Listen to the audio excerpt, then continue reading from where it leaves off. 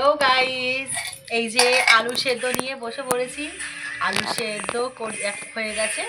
আমাদের আজকে কড়াইশুঁটির কচুরি আর আলুর দম হবে। তো আপনারা ভিডিওটা পুরোটা দেখতে থাকুন। কি করে করি কি না করি সব কিছু আপনাদের সাথে শেয়ার করব। ভিডিওটা স্কিপ করবেন না প্লিজ, ভিডিওটা পুরো দেখবেন। এই দেখুন আলু সেদ্ধ করেছি, এবার আলু সেদ্ধ ছাড়িয়ে নিচ্ছি। তো দেখতে থাকুন ভিডিওটা, ওকে। এই যে আলু ছাড়াতে বসে গেছি। আলুগুলো ছাড়িয়ে নিলেই আর কি আলুর দমটা হয়ে যাবে। তো ভিডিওটা আপনারা দেখতে থাকুন। আলুর দমের জন্য মশলা কষাতে শুরু করে দিয়েছি। মশলা কষানো হচ্ছে, পেঁয়াজটা এখন ভাজা হচ্ছে। পেঁয়াজ টমেটো ফোড়ন দিয়ে আর কি সব কিছু ভাজা চলছে এখন।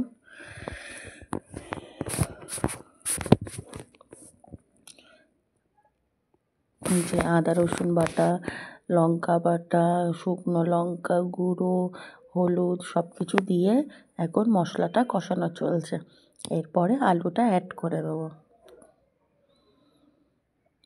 এই যে আলুটা অ্যাড করে দিয়েছি, সেদ্ধ আলু। এবার আলুটা দিয়ে ভালো মতন কষানো হচ্ছে।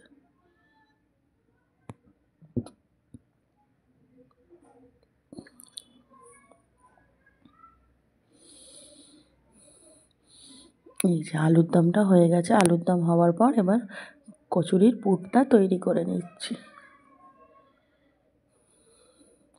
আর ওদিকে বোন আবার আটা মাখতে বসেছে।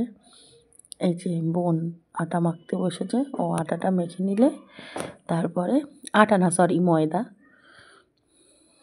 এই যে আমার মা পুজো করতে বসেছে, বোনের মেয়ে মায়ের সাথে পুজো করতে বসেছে। রোজ আমার মায়ের সাথে এরম আরতি করবে, মানে যখনই এই বাড়িতে আসে তখনই মায়ের সাথে পুজো করতে বসে যাবে।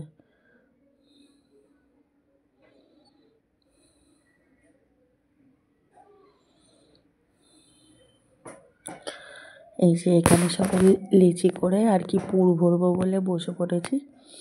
এই যে বাবাও আমার সাথে করছে, বাবাও আমার সাথে পুর ভরছে।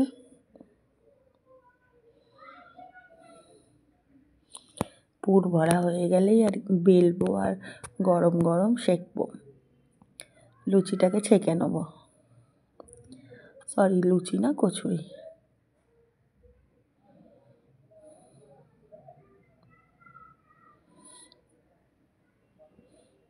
খুব টেস্টি হয়েছিল বন্ধুরা, জানেন এত টেস্ট হয়েছিল, খুব সুন্দর। আলুর দমটাও যেমন হয়েছিল কচুরিটাও তেমন হয়েছে, দুটোই আমি করেছি।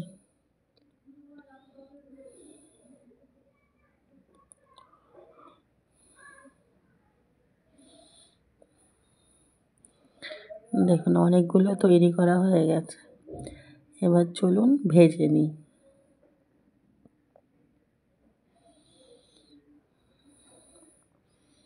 দেখুন তেলে দিতেই কেমন গোল গোল মোটা মোটা মতন ফুলে যাচ্ছে, দেখছেন? তো আজকে ভিডিওটা এখানেই স্টপ করছি, এরপরে আর ক্লিপস নিতে পারিনি। তো আপনারা ভালো থাকবেন, সুস্থ থাকবেন, সাবধানে থাকবেন।